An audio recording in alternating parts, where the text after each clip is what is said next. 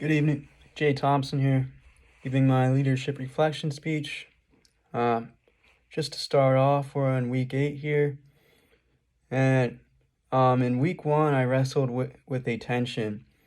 The question was, is leadership a learnable set of actions like Calzes and Posner argue? Or is it a spiritual gift, as Paul lists in 1 Corinthians 12:28? I concluded that Christian leadership is a servant-minded influence aimed at fulfilling God's purposes, sometimes up front, sometimes behind the scenes, always in service, as Mark 10:43 through 45 says.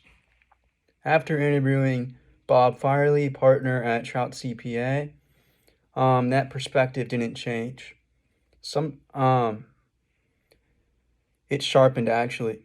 Tonight, I'll share 3 things that I learned from Bob that I'm already using. 1, model the way with credibility in small things. 2, challenge the process through low-risk experiments. And 3, enable others to act by building trust and clear guardrails.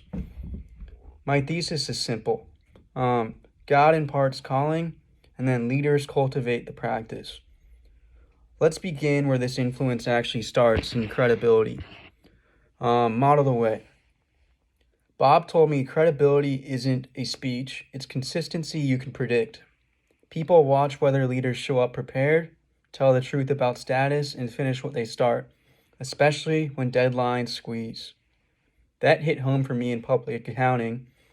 Reconciling brokerage statements taught me 3 quiet habits. 1, verify. 2, document. And 3, communicate. If I skip any one of those, the downstream work jams. Calzes and Posner call this model the way. Clarify values and align actions. Biblically, Jesus anchors leadership in service, not show. Mark 10. And integrity, let your yes be yes. Integrity, let your yes be yes. A concrete example from Bob is, in his staff meetings, agendas go out early. Every decision ends with a named owner and due date, and the next meeting always starts up by closing loops. No drama, just visible follow-through. Moving on to my application for this. I adopted Bob's 2-minute rule. If I promise something that takes under 2 minutes, I do it immediately. I send agendas ahead of time and capture owners' dates on decisions. These small behaviors compound into trust. Once trust is real, teams are willing to try new things. That's where courage comes in, but courage with wisdom. Moving on to challenge the process. Courageous, low-risk experiments. In week 1, I quoted this idea. Show me your friends and I'll show you your future. The deeper truth is that environments shape the outcomes. Bob builds an environment where it's safe to improve. Another example from Bob is when he wants to shorten his audit cycle time, he doesn't flip the whole firm. He pilots a checklist, tweak with one client for 2 weeks, tracks the error rates, and does the rework in minutes, and then scales on that. That is challenge the process.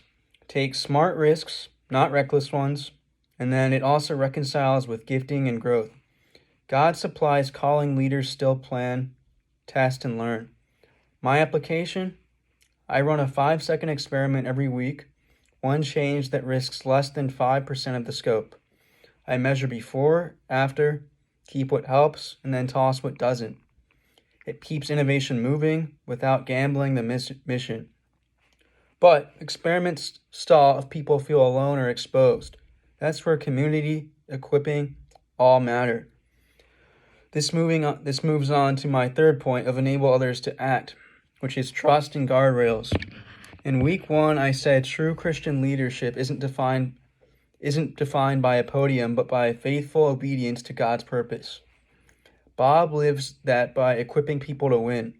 An example of this from Bob is he pairs juniors with seniors, sets clear guardrails, intake touches everything, and then a bottleneck doesn't happen. This enables others to act because it fosters collaboration and strengthens others. It mirrors 1 Corinthians 12, which states, different gifts, one body. Not everyone leads from the front. Some lead by building the process that serves people. For my application, I standardized our document intake SOP and added a one-question handoff. What would make this easier for you to finish?